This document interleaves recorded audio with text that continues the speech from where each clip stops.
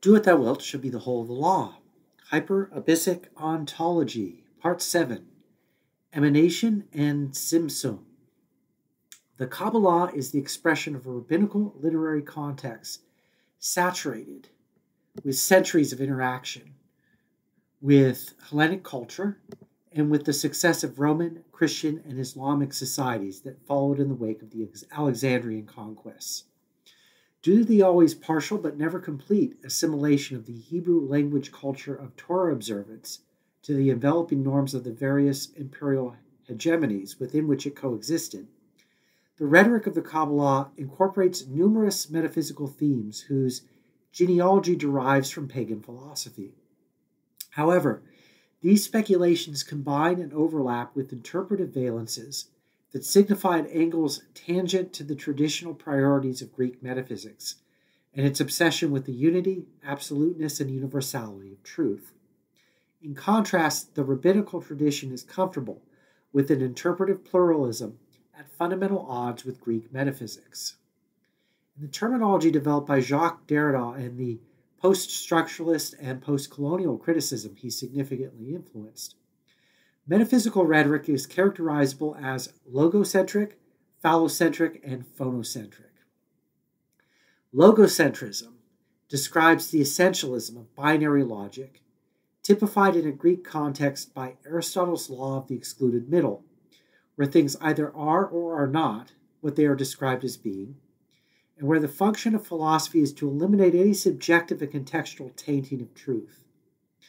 This agenda differs from the priorities of rabbinical discourse, whose dialectical exploration of the practical and speculative details of Torah observance deploy multiple and often mutually incompatible perspectives without any final or complete judgment being rendered. Jewish rhetoric interprets, reflects, and records the diversity of halakhic opinion within the pluralistic historical experience of the exilic community. Phallocentrism is synonymous with patriarchy. Traditional metaphysics' hierarchical positing of materiality as feminine and inferior, compared to spirituality as masculine and superior, undergirds and reinforces the patriarchal ideology of Greek and Roman imperialism, which later informed the culture of Christian colonialism and its more familiar modern themes of race and binary heteronormative gender roles. It must be remembered that ancient patriarchy is different from modern patriarchy, and therefore that sexual difference does not have the same significance in these societies as it does for us today. Due to its alterity from Greek culture, Kabbalistic reading strategies can, at least potentially, express meanings at odds with the typical set of patriarchal assumptions inherent to metaphysical speculation and its essentializing of gender differences into fixed, closed, hierarchical categories. In Aleister Crowley's text, for example, his queerness becomes expressible through the openness of Kabbalistic symbolism to novel and subversive modes of interpretation. Finally, phonocentrism is the privileging of speech over writing. The virtual and orally disembodied quality of speech, coupled with the ideological authority of the male voice and its socially recognized right to command, allows speech to serve as a metaphor for the presumed transcendence of spirit over matter. In contrast, in a Jewish context, the creative divine word is primarily written, not spoken, and epitomized by the Torah in its material textuality, its graphic inscription upon the physical scroll, studied in the Beit Midrash and venerated in the worship services of the synagogue. Perhaps the cultural difference in the prioritization of speaking over writing derives in part from the distinct historical circumstances of the ancient Greeks from the Jewish community in exile. For the Greeks, politically divided into competing city-states, their common spoken language was what most immediately distinguished them from the barbarian, so-called foreign outsider. While in contrast, the members of the Jewish diaspora typically spoke the language of their neighbors amongst themselves, and the Hebrew of the Torah and its commentaries was the language they read, not spoke in common.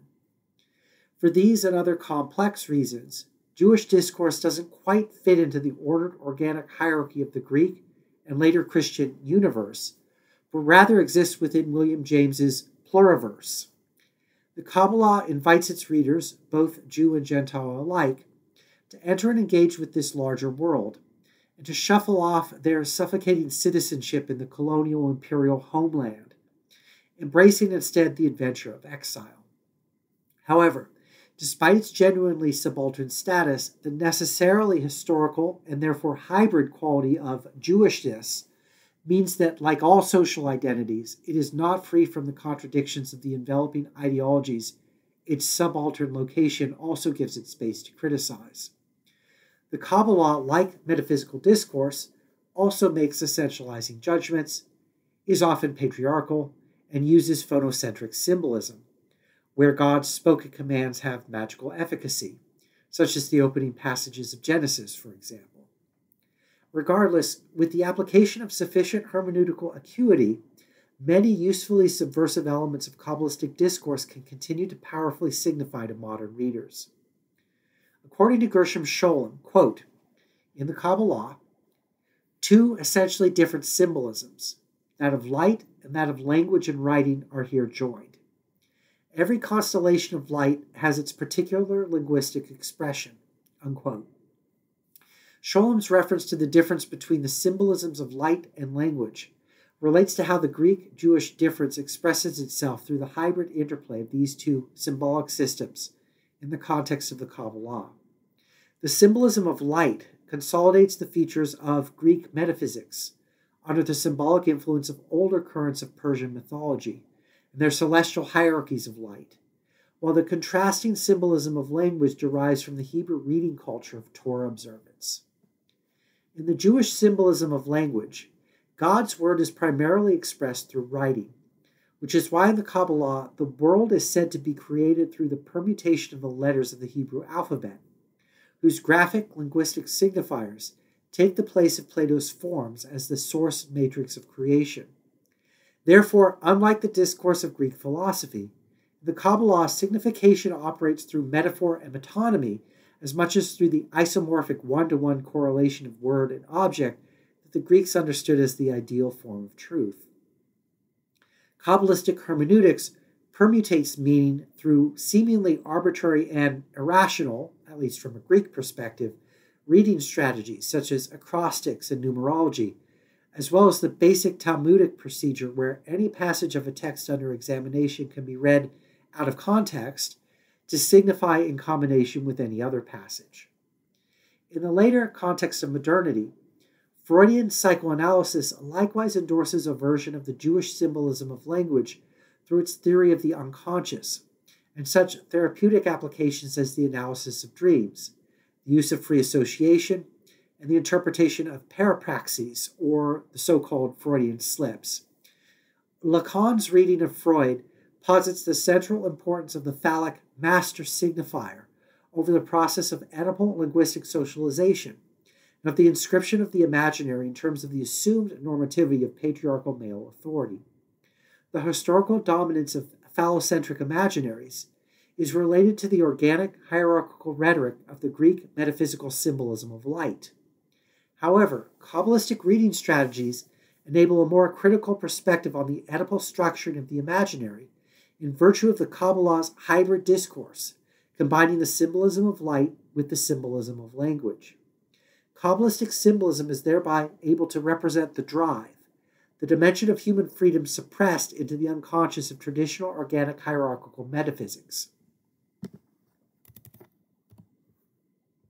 As represented by the twin pillars of the Tree of Life, the divine judgment, or deen, is equilibrated by the divine mercy, hesed, particularly through the atoning and expiating observance of Torah.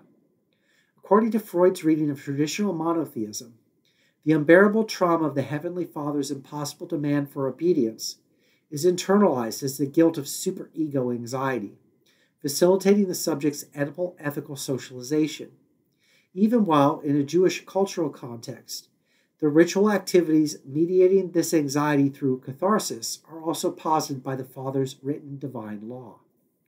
As a set of social norms, Torah observance provides the solution to a set of problems of which it is also the origin. There is therefore an ironic circularity inherent to the entire process of Torah observance that tends to prevent halakhic discourse from becoming a closed system in comparison to Christian dogmatics. In Lacanian terms, Judaism is slyly wise to the impotence of the Father's symbolic authority, and so the law of Torah includes its own exceptions. It is already dialectically its own opposite. The divine signifiers of the Torah text permutate their significations unto the ages, including in modern post-theistic contexts of reading, such as Thelemic philosophy, for example. The hermeneutical openness of Jewish strategies of reading appears perverse from the absolutist agenda of the Christian colonial perspective, which has a vested interest in totalizing the meaning of Torah in terms of the atonement of Christ, which Paul believed suspended the relevance of any other modes of Torah observance.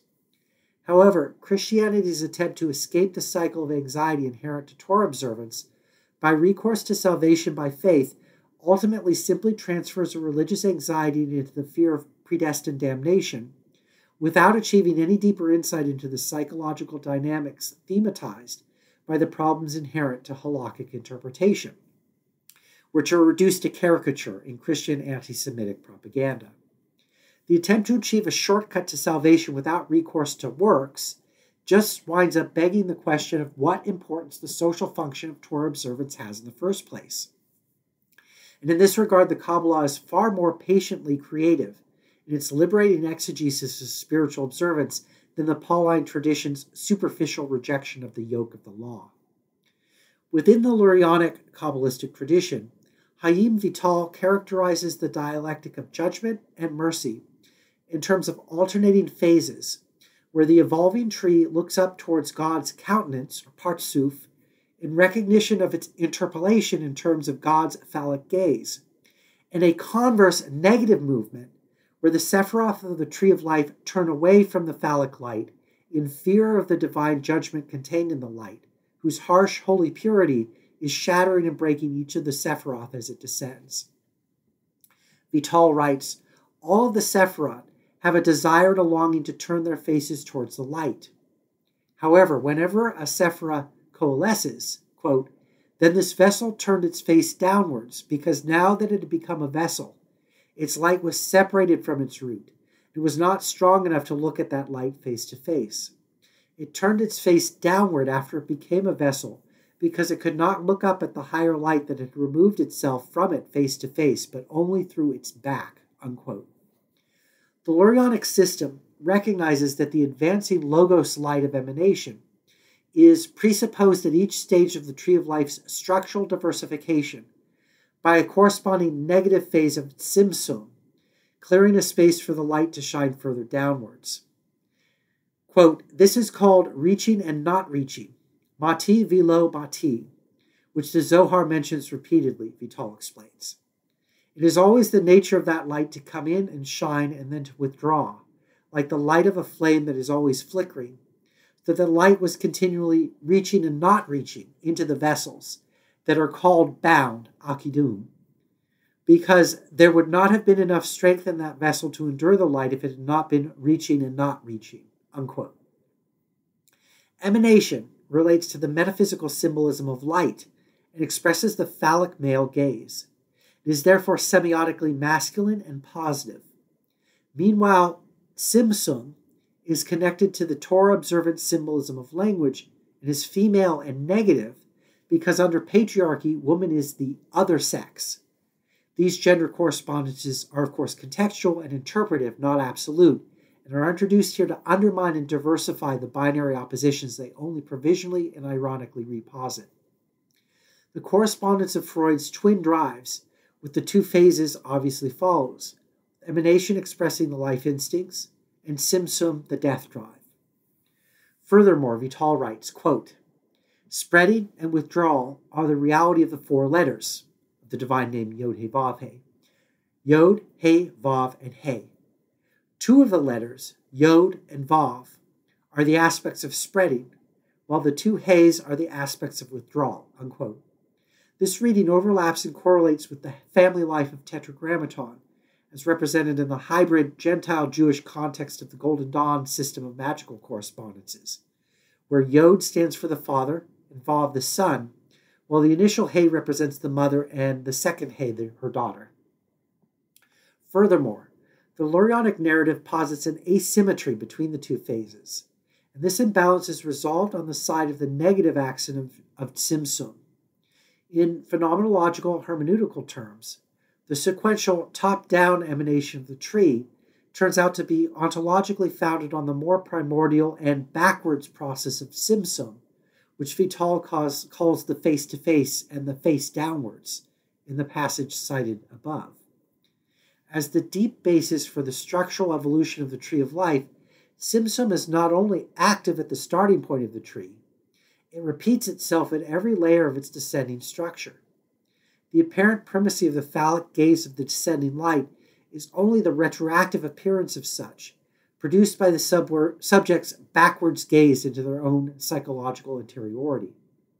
This ultimately anthropological undergirding of the tree of life is developed in a striking set of passages from Aleister Crowley's scripture Liber Tsadi Velhamis Hermeticus. The voice of the text is that of Horus, the hierophant of the Thelemic pantheon, who declares, quote, I bid you not turn from your voluptuous ways, from your idleness, from your follies. But I bring you joy to your pleasure, peace to your languor, wisdom to your folly. All that you do is right, if so be that ye enjoy it. That's verses 7 to 9. However, this gnosis of jouissance is not for those who will not own and act upon their freedom. Quote, only those who fear shall fail. Those who have bent their backs to the yoke of slavery until they can no longer stand upright. Them will I despise. But you who have defied the law, you who have conquered by subtlety of force, you will I take unto me, even I will take you unto me. Unquote. It's verses 18 and 19. These verses provide ethical clarification of similar language in the Book of the Law, where Hadith, an aspect of Horus, states, I am unique and conqueror, I am not of the slaves that perish, be they damned and dead. L. 249. The slaves shall perish by self-negation, by conquering their slavish surrender to the socio-economic conditions of their oppression through the revolutionary defiance of the false law set up in the name of the Father. In the words of Marx's Communist Manifesto, the supremacy of the proletariat will cause them to vanish still faster. Likewise, the Thelemic theurgist is at war with slavery, not with slaves as such who are to be liberated. The immediate literal meaning of the text turns out to be the opposite of its Gnostic significance, which reveals itself through an esoteric reversal of its surface meaning. Failure to grasp that the Book of the Law is written in twilight language can only lead to its misinterpretation and the loss of its liberating import. Its use of violent language is an occult blind and a trap to snare the foolish. Let those who have eyes see, and those who have ears hear. From the vantage point of revolutionary jouissance, Horus discloses the human basis of Kabbalistic magic. Quote, I reveal unto you a great mystery. Ye stand between the abyss of height and the abyss of depth. In either awaits you a companion. That companion is yourself. Ye can have no other companion. Many have arisen being wise.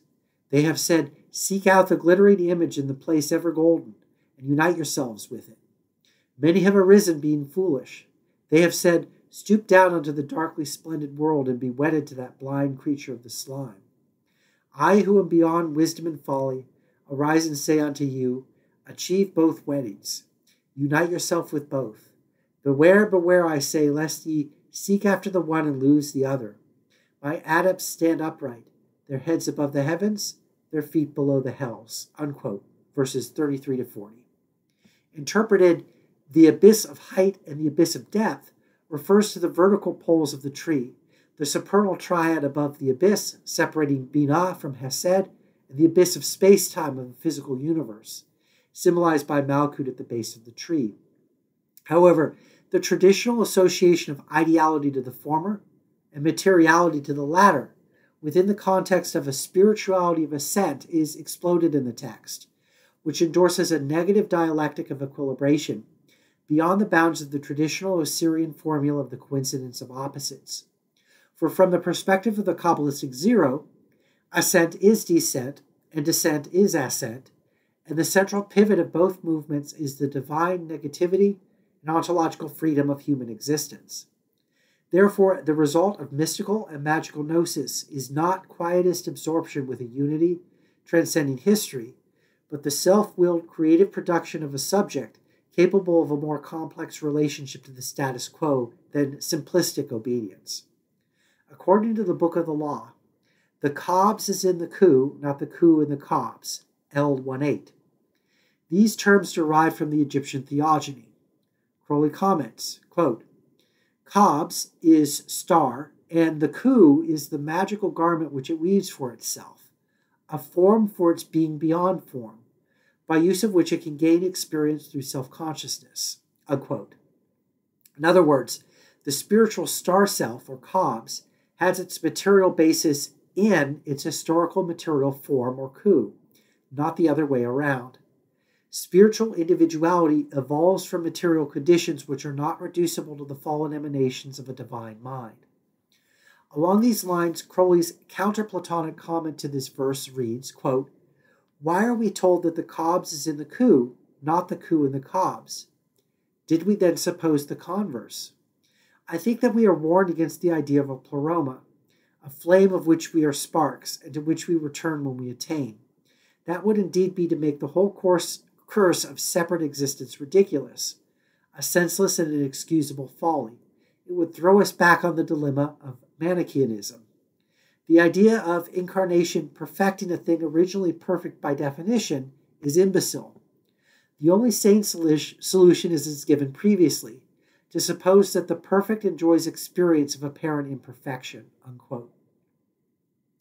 Crowley's qualification that the imperfection of the phenomenal domain is only apparent, I read as indicating a perfect latent within material reality, and having no existence beyond materiality, like with the dualist concept of the pleroma, for example. In the terminology of the Book of the Law, this perfect stands for the negative ontology of the real. The perfect and the perfect are one perfect and not two, nay, are none, L145. The perfect is zero to the zero power, which is mathematically undefined, indicating the negative potentiality latent within determinate actuality, the ultimately open horizon of human becoming under the conditions of material reality. Crowley writes concerning the true will, quote, the conception is therefore of an eternal motion, infinite and unalterable. It is nirvana, only dynamic instead of static, and this comes to the same thing in the end, unquote. The eternal activity of samsara and the formless extinction of nirvana come to the same thing, yet this is not simply a restatement of the position of Prajnaparamita, namely that samsara and nirvana are the same. For Crowley's position, as spelled out in his essay Barashith, is not in the end formulated in terms of the harmonious and equanimous static equivalence of Buddhist philosophy, where form and formlessness directly and immediately correspond to each other. Nothing needs to happen, in other words, for nirvana and samsara to become the same. They are always already the same. The meditator need merely still their mind and become this equivalence in their own non-being. This procedure is consonant with Crowley's formula of mysticism that he writes as 1 minus 1 equals 0. In the practice of magic, however, the formula is 1 plus negative 1 equals 0, signifying a dynamic dialectical process in which the ultimate identity of form and formlessness is affirmed through an imbalance towards form, so that nirvana is folded within samsara and manifesting itself as the productive activity of the true will. Samsara is the material basis of the virtual real, and nirvana is the dialectical infinity of human self-production, its undetermined and ontologically unlimited potential, signified by the zero to the zero power of Crowley's Gnostic calculus, the self-negating nothingness that undergirds and generates subjective self-consciousness. Shunryu Suzuki Roshi taught, quote, that everything is included within your mind is the essence of mind. To experience this is to have religious feeling. Even though waves arrive, the essence of your mind is pure. It is just like clear water with a few waves, unquote. That's from Zen Mind, Beginner Mind. To which the thelemic theurgist might reply that the essence of their mind is impure, stained by the inharmonious death drive of the true will, such that everything they experience is tainted with sublime jouissance.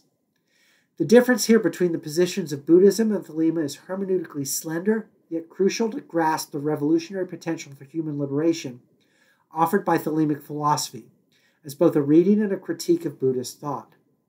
The import of these reflections for understanding the symbolism of the formation of the lower Sephiroth of the Tree of Life below the abyss is that the ideality of the supernals is a retroactive projection of the manifested and embodied lower Sephiroth.